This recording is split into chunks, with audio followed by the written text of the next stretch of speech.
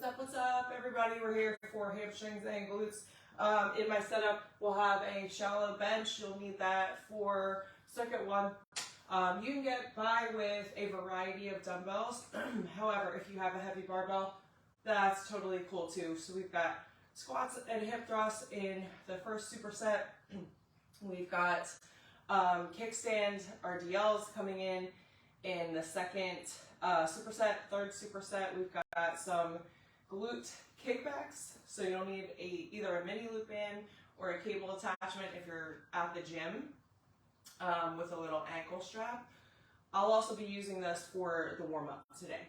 And then we've got either lying hamstring curls with a dumbbell, or you can use a Swiss ball. So if you have a Swiss ball at home and you prefer that position in your hamstring curl, great. I'll be using a dumbbell lying flat on my belly. And then this comes in again for fire hydrants. You can also do your fire hydrants without any resistance. Rep range, we're working with 8 to 12, okay? So you don't need to go super, super heavy necessarily if you're working at the top of that rep range. So for example, hip thrust, we're on 8 to 12. I might be at the higher end of that with a dumbbell versus working with a heavy barbell or heavy resistance for maybe 6 to 8 reps, okay? So we're pushing the top of that rep range if that happens to work with your setup. It happens to work with my setup today. So that's great news. You might want a chair or bench for support or something to help you in terms of balance for your kickbacks when we get to them. We're going to prioritize a quality warm-up today. I warmed up for 10 minutes on the bike, stretched for a little bit, but we're going to get super focused on that mind to glute muscle connection. A lot of y'all are quad dominant, all right? We love the quads coming in secondary, assisting, but this is a hamstring and glute focused workout today, so we're gonna make it a hamstring and glute focused warm up to really create that mind to muscle connection. So band mid-thigh, all right, or just above those knees. What I want you to try to do is kind of force the knees out against this resistance. Don't collapse in, nope. Nopey nope. All right, so anytime we're working on squats and our compound lifts, keep that path in the back of your mind. Knees come out. The knees naturally want to come out. They don't want to come in. All right, so this is going to help us really focus on that outer glute strength. Keep those toes pointed straight. Good. I don't expect you to be perfect with this. What I do expect is every single week you create a little bit of extra focus, extra attention on the areas that you consider to be weaknesses for you and actively work to turn those weaknesses into strengths over time.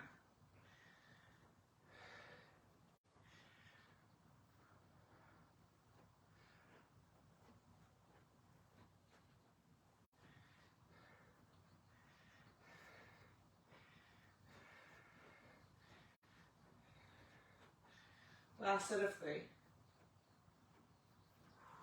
Good. I'm going to slide this slightly out of the way. So I got a little bit of room here.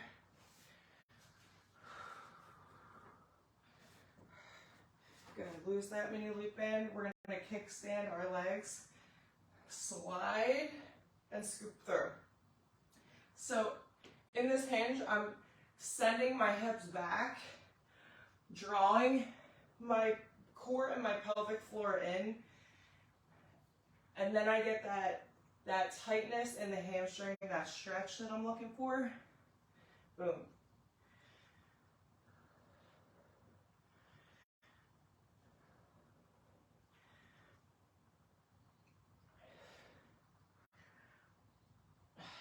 Good, switch it up. I want you to really focus on the hinge, because this is going to protect the low back significantly. We're not rounding, we're hinging.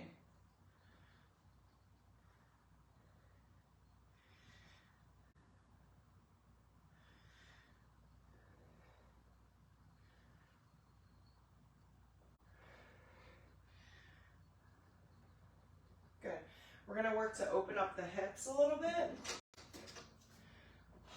Come to the top of that mat. Ooh, reach it up nice and tall. That feels really nice, actually. Good little stretch in that spine. Walking into a high plank. Big step of that right leg outside of the right hand. Drop the back knee. T-spine stretch. Reach it up nice and tall. Drop the elbow down and in. Repeat that.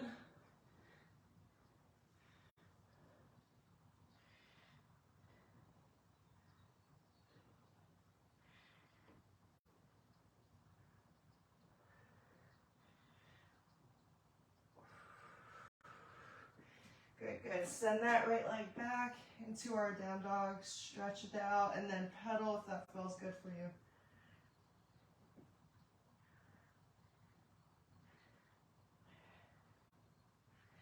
Shift that body weight forward. Same thing, other side.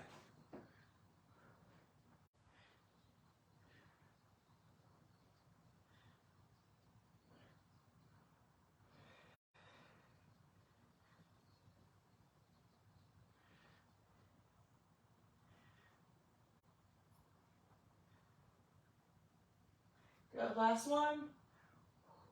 Awesome. All right, we're gonna come to a seated position. Take it to a seated single leg windshield wiper. So this heel stays nice and planted. As much as you want to force yourself this way, try to keep that body nice and still. Same thing, other side. Work to squish an imaginary ball with your knee in your mat or the floor.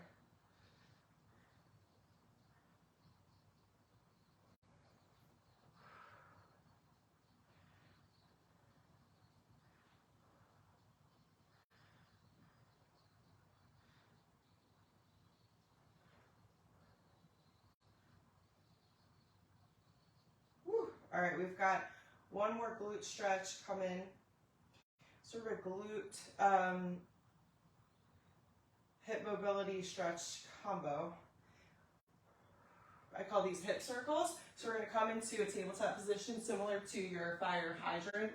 All right, and we're going to take our knee out.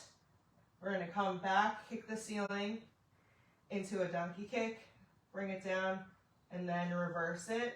And the goal is to draw that navel into the spine and literally just stay like that. So no dipping, no arching, no rounding that low back, no wiggling, like nothing coming from the top here. Core is stable, and this is a focus on the glute and the hips. All right, so we're working to open up the hip, and we're putting all of that focus and energy into that glute working. It's such a subtle movement, and it goes such a long way. Because it's really hard to keep that core stable. You want to kind of overcompensate and kind of wiggle your body around, but you have to force yourself to stay still, and that's really challenging.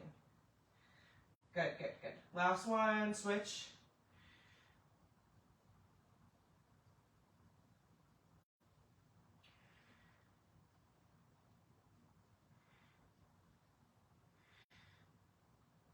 Try to increase your range of motion slightly every single rep if you can.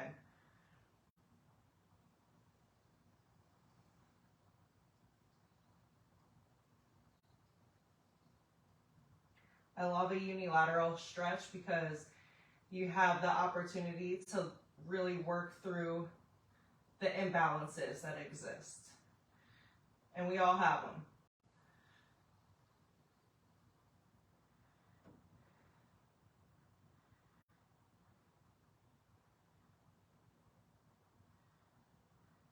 One more, last one. All right, good. So now that we've successfully woken up the hamstrings and the glutes, we are ready. Let me check my connection. 8 to 10 reps for your squats, 8 to 12 reps for the hip thrust.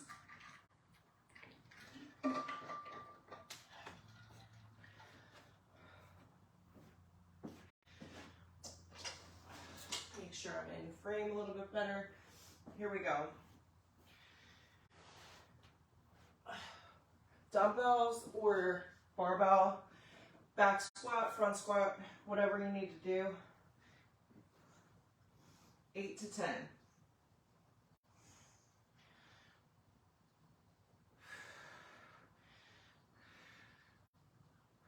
Full range of motion in that squat. Knees stay slightly bent, even at the top of that rep.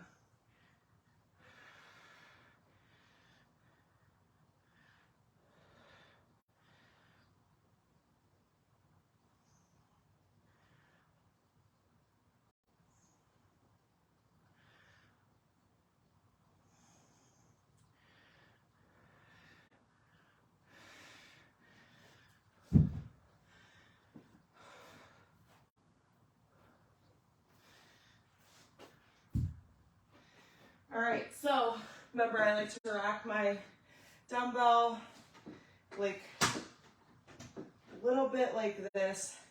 Turn your body in toward that weight.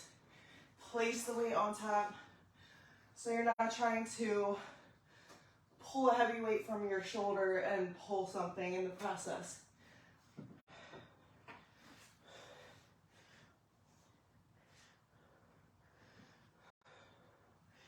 Eight to 12 full reps.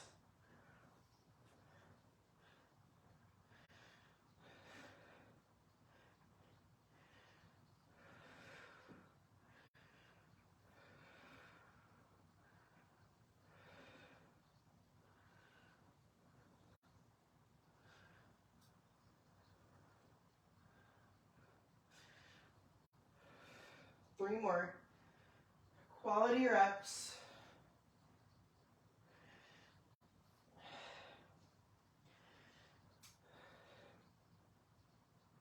Good. Remember, you can fail wherever you need to fail, okay? If you fail at 8, you fail at 8 with a heavy weight. I hope you do fail at 8. And if you have 2 to 3 reps in reserve when you get to 8, keep going or leave it with 2 to 3 reps in reserve, okay? Choose to go till failure or leave only a couple reps in reserve. Those are the options. So if you're leaving 5, 6, 7, 8 reps in reserve, you're gonna need to go heavier, okay? You're gonna need to be challenged the best way you can be challenged. All right, quick little sippy sip.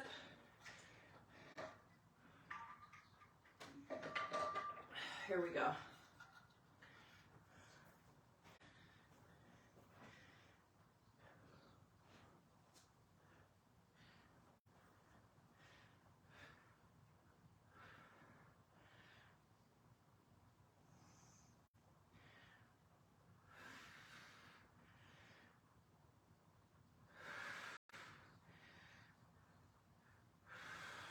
Halfway.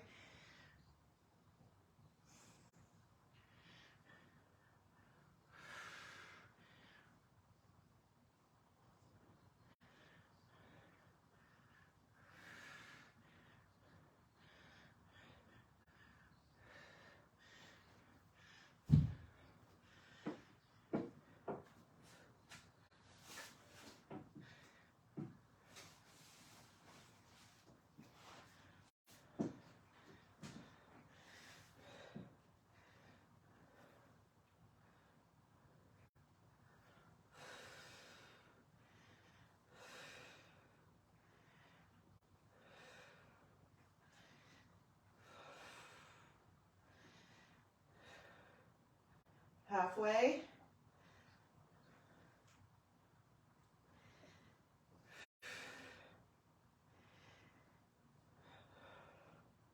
Good, under control.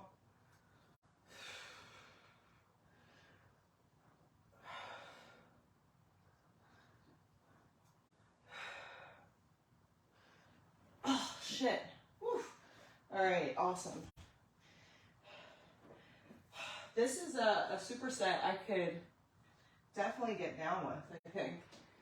Like,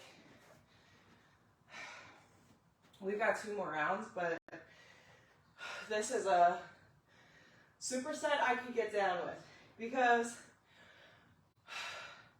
you can really feel how when your glutes are already slightly fatigued and worked from the squats and jump right over to a glute focused move, even with like a moderate to heavy weight, you're gonna feel it in the cheeks, exactly where you want to feel it.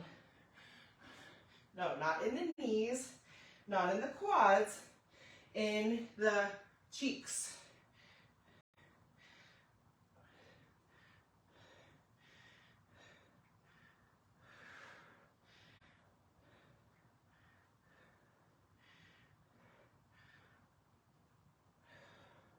Halfway there.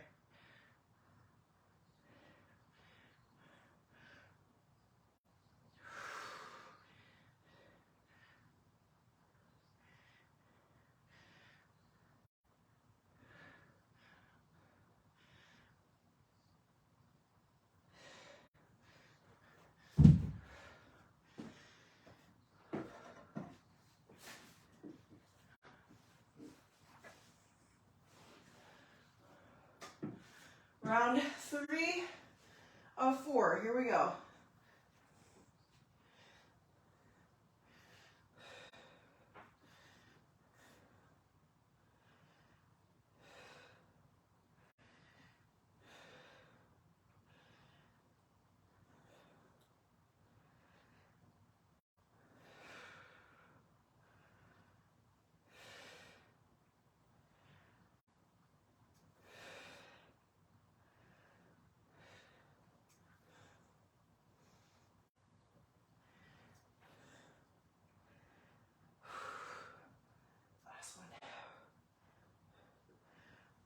Oh my goodness. Whew. Awesome shit. Now keep this in mind. The first 2 exercises or the first circuit of every workout, first superset or circuit of every workout is going to be the hardest, no matter what it is. Those are your compounds. You're recruiting multiple muscle groups to complete a movement. So knocking that out at the top of the workout after a focused warm-up, it's normal to be fatigued. You're going to move to accessory work. It's okay. You're going to move to unilateral work.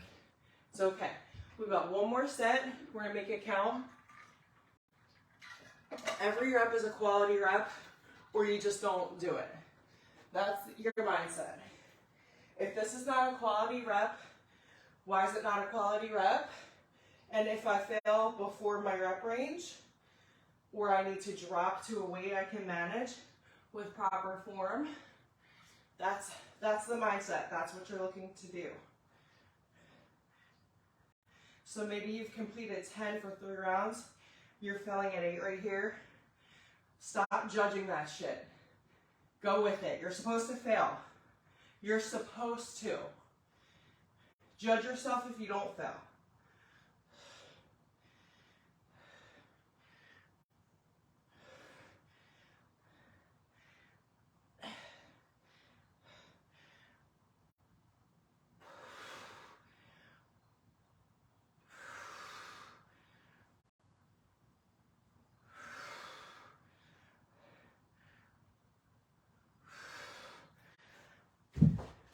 All of that control pays off. Stop speeding your shit up, slow your shit down. Slow tempo, time under tension, mind to muscle connection. All of that wins. I see people speed lifting and I want to fucking cringe. Slow your shit down.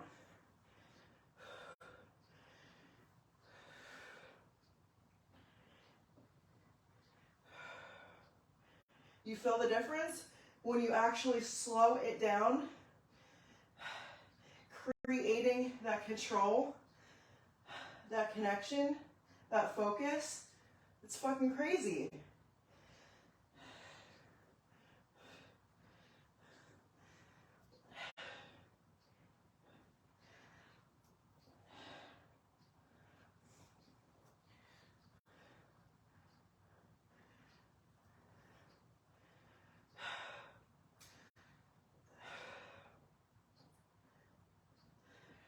pretty sure I did an extra rep or two, but I won't tell failure. That's the goal.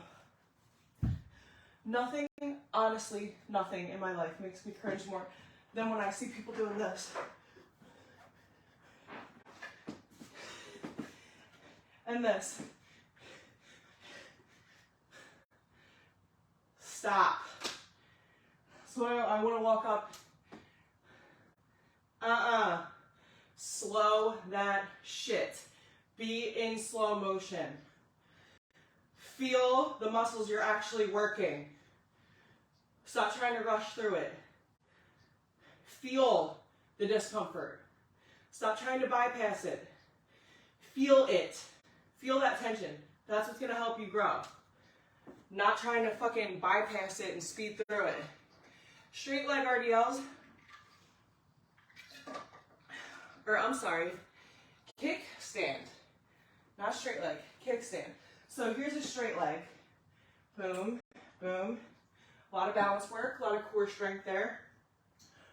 Or, so that would be advanced, okay? Kickstand, back legs along for the ride. Front legs doing 95% of that work. I'm gonna go kickstand RDLs today. I'm gonna have much more efficacy with this weight, with that move, than I would if I grabbed a 20-pounder and did my single leg, okay? You do you. If you want to work on balance and single leg glute and hamstring strength, go for it. Maybe you need something for support, maybe not. But I'm going to go heavy with this 8 to 12 rep range. And I'm going to start with my left. All right, so back leg, literally just there for the ride, all right? Keep working to improve range of motion in that hinge every single rep.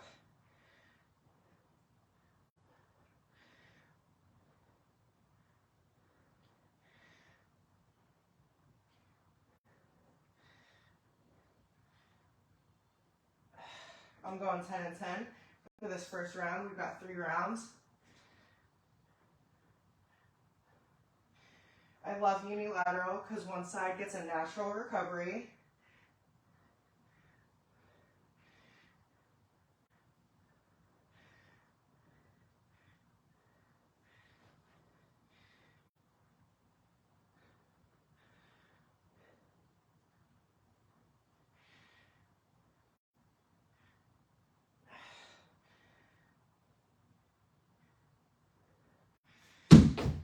So with single leg work, I want you, yes, you do flexibility with that 8 to 12 rep range, but what you stick to on one side, you match on the other. So if it's 8, you do 8 on the other. If it's 9, you do 9 on the other. If it's 10, you do 10 on the other, okay? So it doesn't matter. Anywhere within that 8 to 12, if you're hitting 12 and it feels easy to you, I need you to go heavier. Even if you're failing at 8. 90% of the work in that front leg, let's go.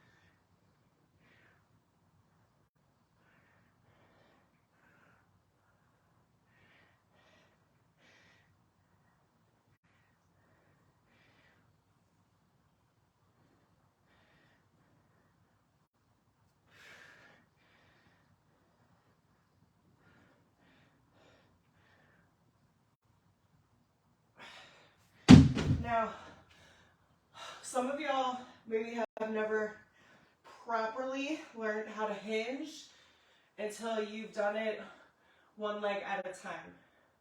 which is great. If you can master this, if you can master your hinge one leg at a time in a single leg exercise, you can do it with both legs and improve your RDL strength. But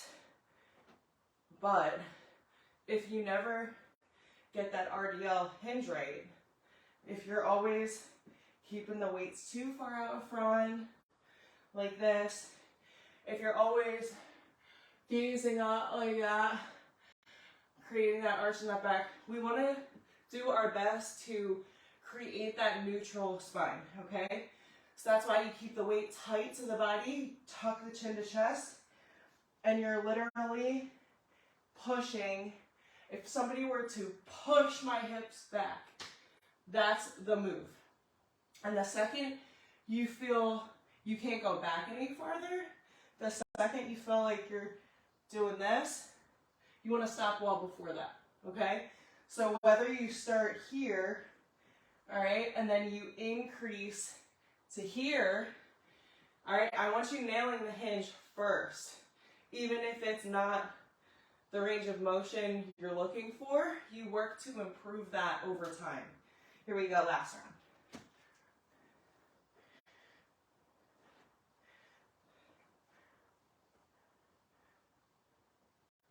Slow that tempo, 90% of that work, 95% of that work.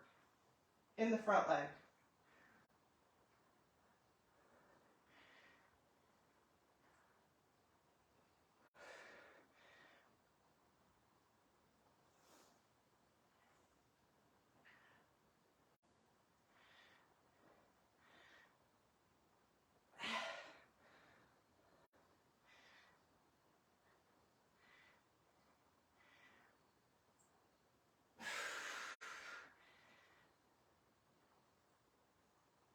Fuck. If you're feeling this at all in the quads, no. Or the low back, no.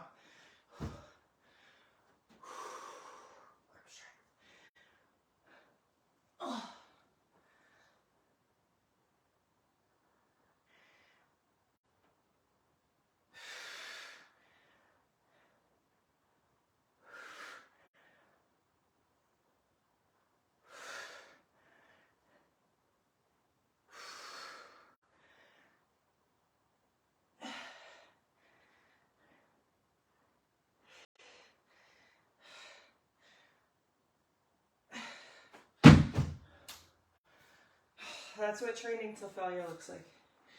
All right, not getting to 12, failing at 10, and it's all good. It is all good, it's great. That's what's supposed to happen. Glute medius kickbacks. Grab your chair, wall, bench, whatever you need to do. Cable attachment, mini loop band.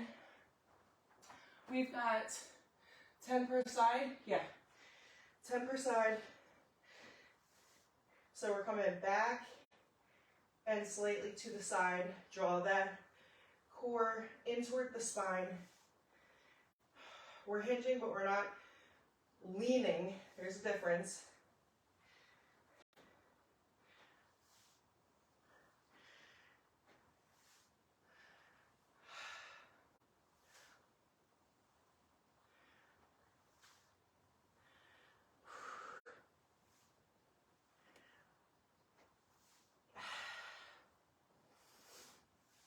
Oh, shit.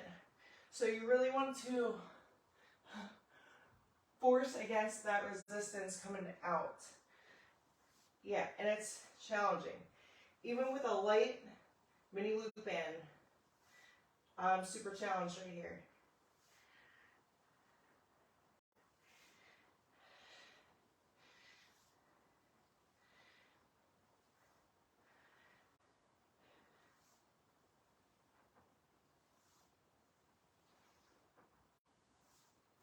Same thing, switch it up. Round 2.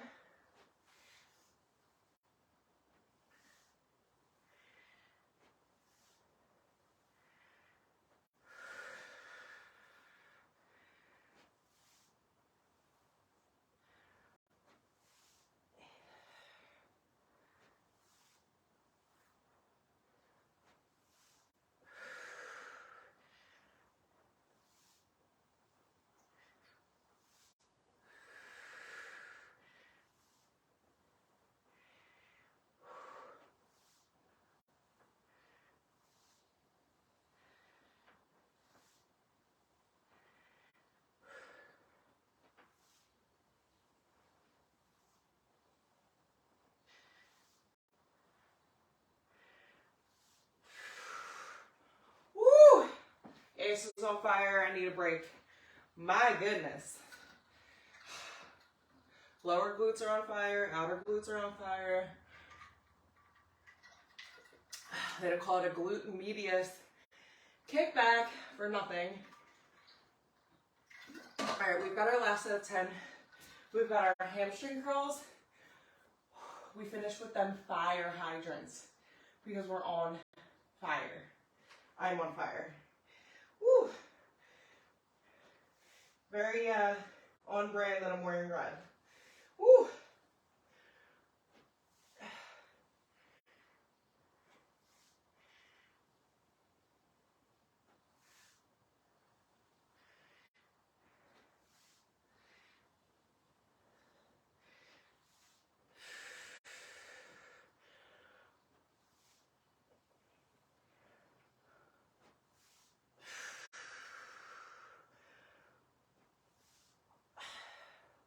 Good, switch it up.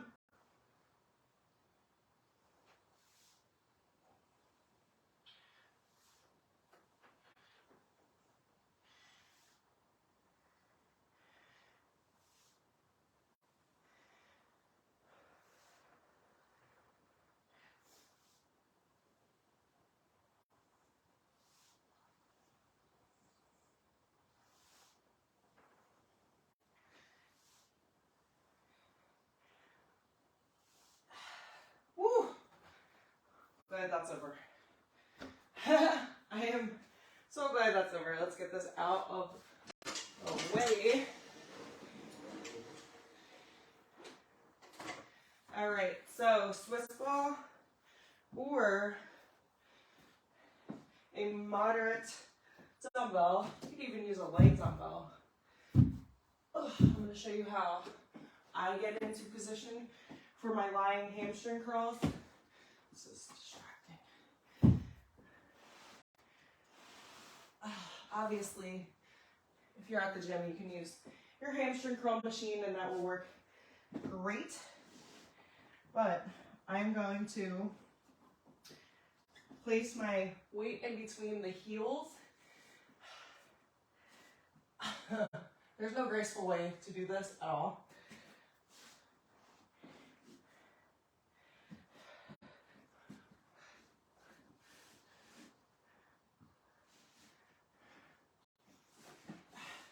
Make sure that chest is nice and flat.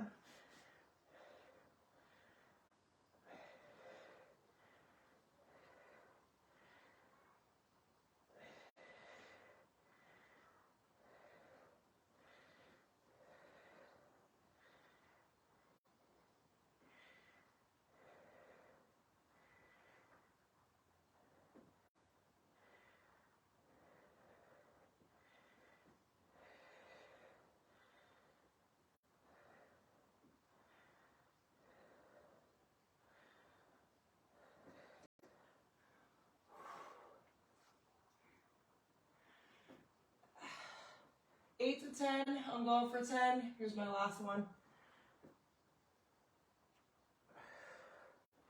Yeah, you're gonna have the glutes recruited a little bit, but for the most part, that is a hamstring straight up move.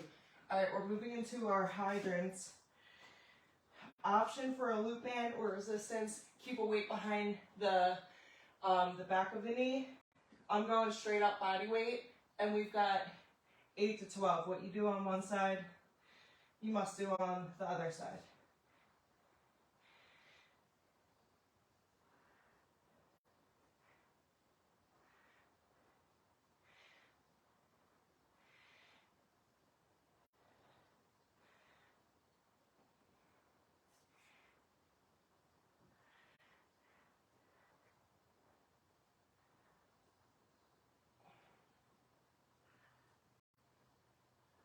Same thing other side.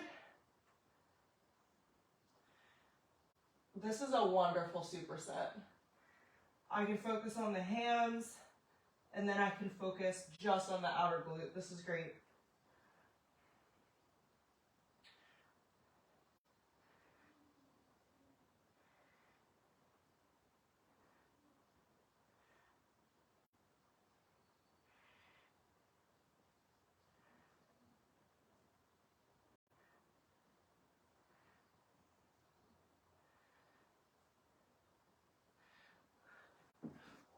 Good shit.